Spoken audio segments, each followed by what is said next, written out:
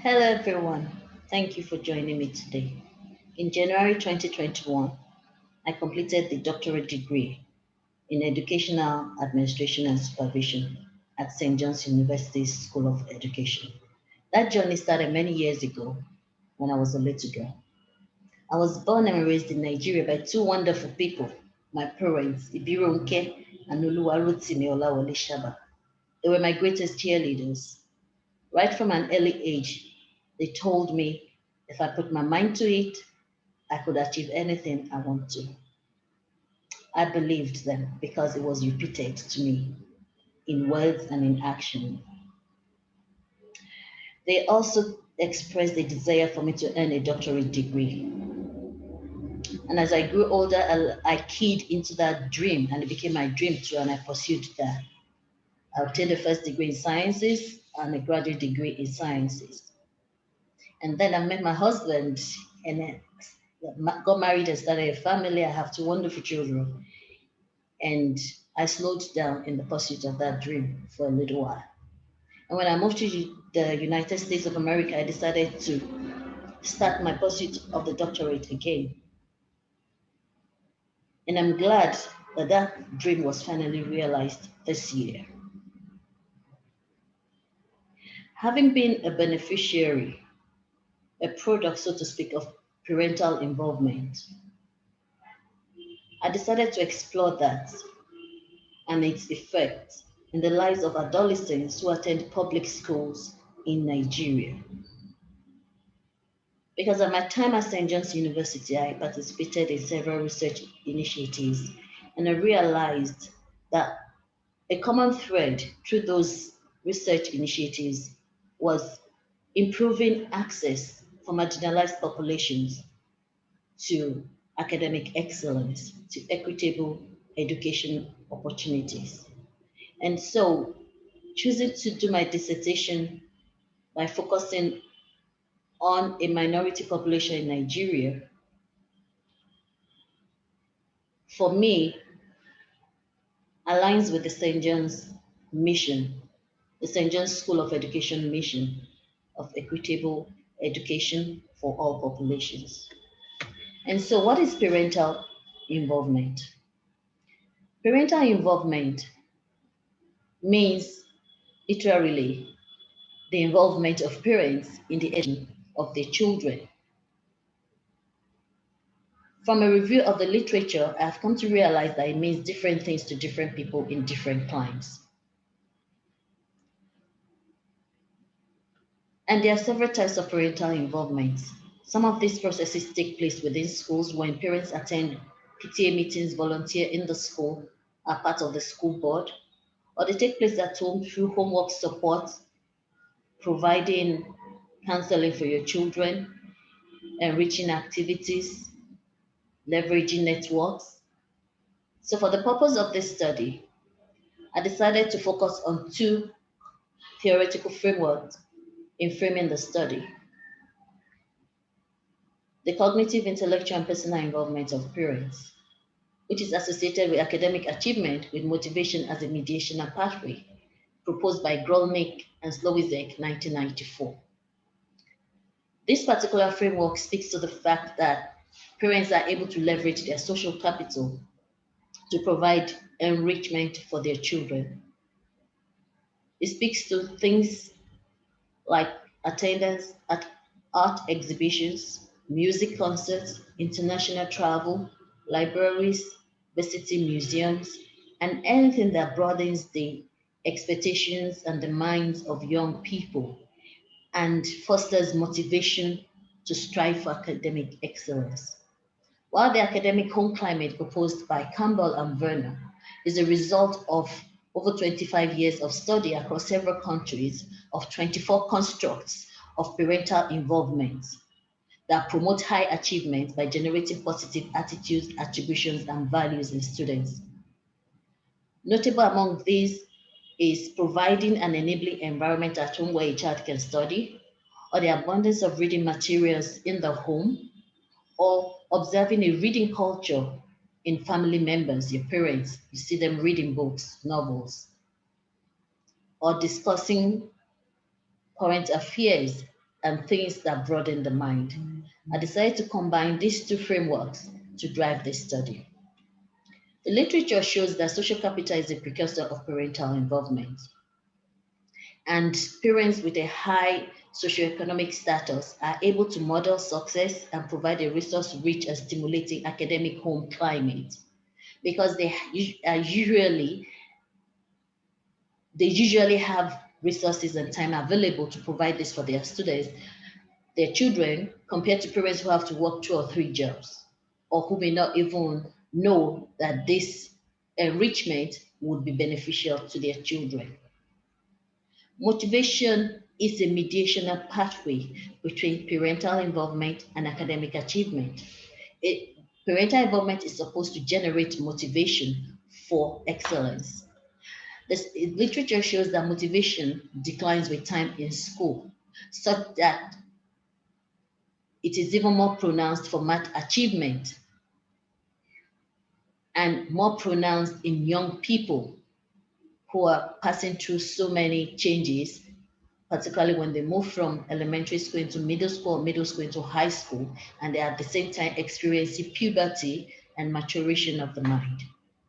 The two motivational constructs that I'll be focusing on in this study, because motivation is a multi-dimensional construct, but the two constructs I have chosen to focus on for this study is the growth mindset and learning goals. As can be seen in the diagram, social capital is expected to parental involvement is expected to foster motivation. And parental social capital is a precursor of parental involvement. And motivation, specifically growth mindset and learning goals, are expected to foster math achievement for this population. Adolescence, as I mentioned earlier, is a period of change, physically, emotionally, and in terms of education. It's a socio-cultural construct and a period that is filled with reduced motivation, disinterest in study, and dwindling student achievement. And parents are often at their wits' end as what they need to do, regarding what they need to do to get their children to do well in school. Nigeria is a populous country, the most populous country in Africa, and is the country with the third highest number of young people in the world. And 1/5 of the world's population out of school children is in Nigerian. And of the population that are actually in school, there is unequal access and achievement. And math achievement is less than 30% for this category of students. And even though education is free and parental involvement is encouraged, it is not mandatory. So it is limited and sometimes non-existent. And so I felt it would be important to examine the relationship between social capital, parental involvement, motivation, and mathematics achievement among adolescents in an urban setting in mid-central Nigeria. The growth mindset speaks to a person's belief that their intelligence can change through commitment and effort. Such a person's mind is referred to as being malleable. You believe you can grow. You believe you can increase in intelligence if you apply the effort. While learning goals is interrelated with the growth mindset and is the process of seeking to increase one's competence to understand or master something new. Latent variables represent imaginary constructs. And so um, the social capital construct in this study is a latent variable measured through the collation of several other manifest variables, such as parents' education, size of the household, whether it's a two-parent or one-parent household, and similar other variables. Math achievement in this study was a passing grade of at least 60 in the school trimester math exam.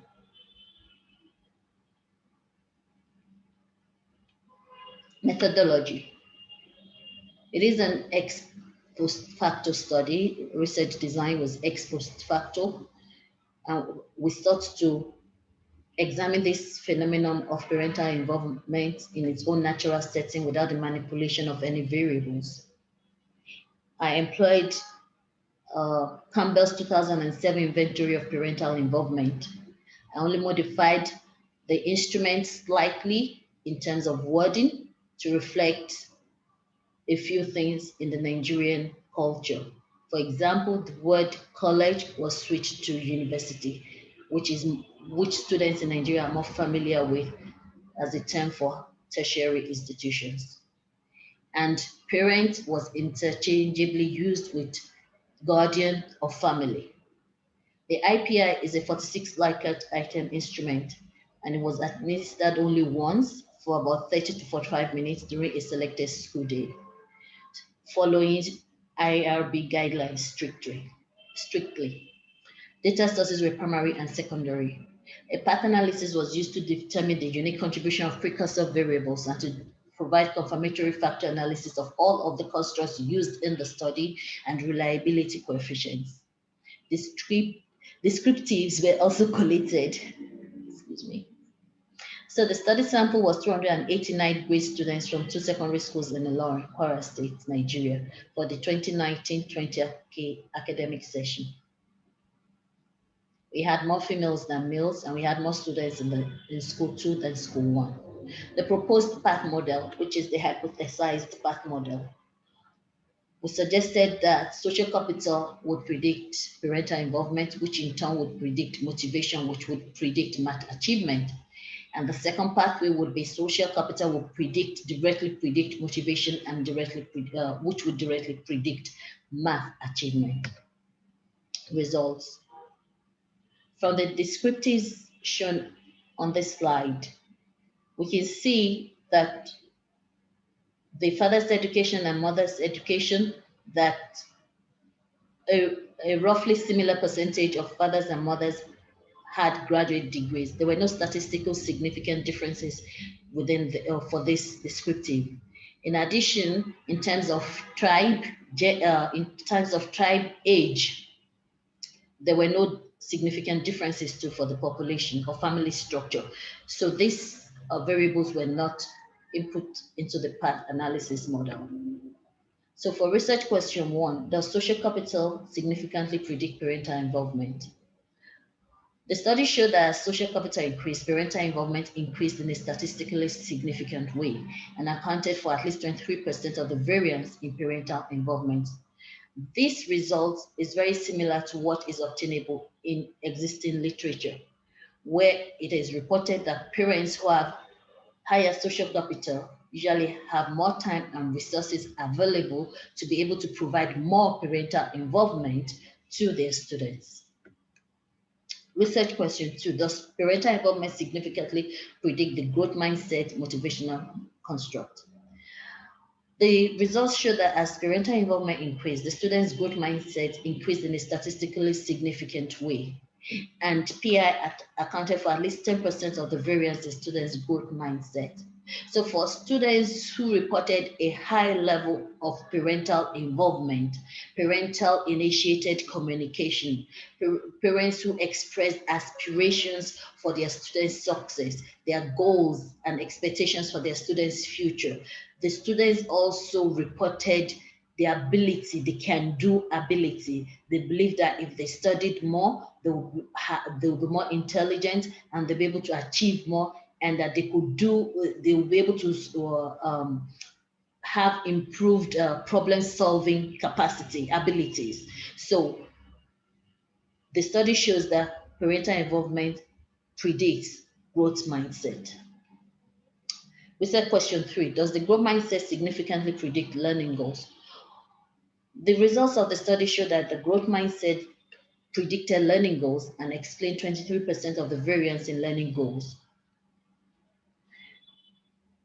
Again, students who believed that they could improve their intelligence by applying effort and time also were the same set of students who believed that they needed to learn and master a task so they could understand it for their own benefit, not for performance goals, not to impress their peers or to impress their teachers, but to be able to master the task for mastery purposes.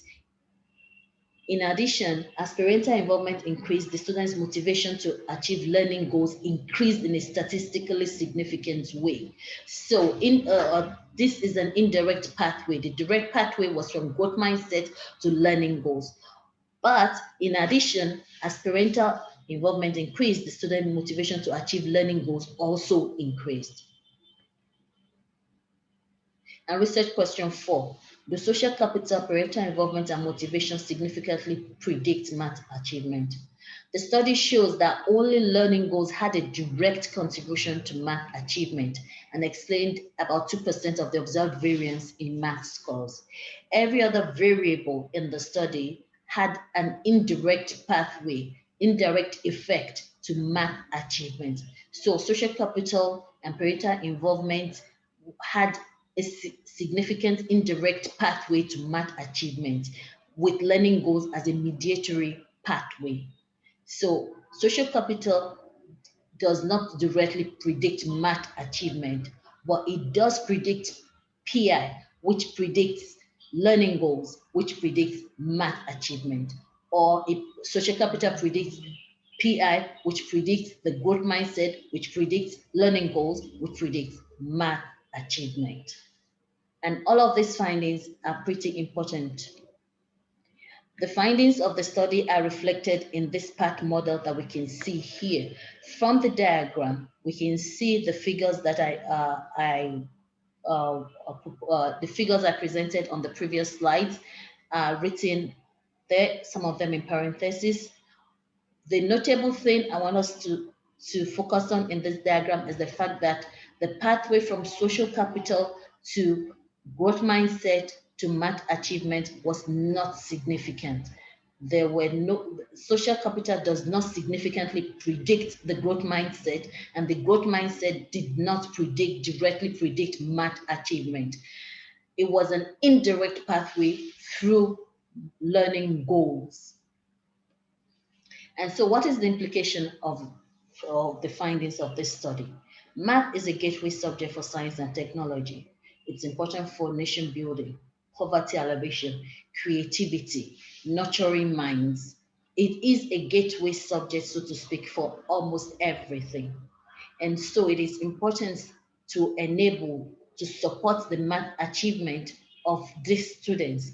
And if the literature, if research has shown us a, a verifiable pathway that improves math achievement, I think we should focus attention on it and see how best to leverage this for the good of our students. And so the implications of the study to stakeholders, first to government and schools, it should serve as a guide. The findings of the study should serve as a guide for policy making, and also for providing targeted interventions to improve parental involvement.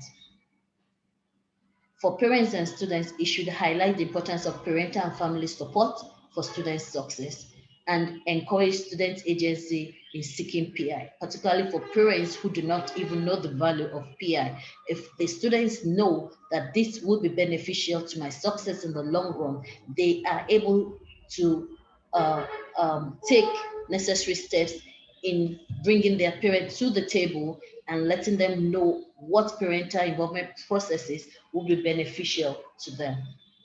For research, it contributes to strengthen the link between parental involvement and the growth mindset.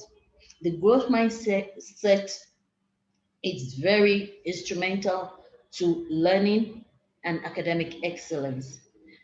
If we are able to contribute to the research that helps us to understand how to foster the growth mindset, how to teach the growth mindset, how to enable it for all students, I think we'll be onto a great thing. And so this work contributes to that knowledge and contributes to that growing field.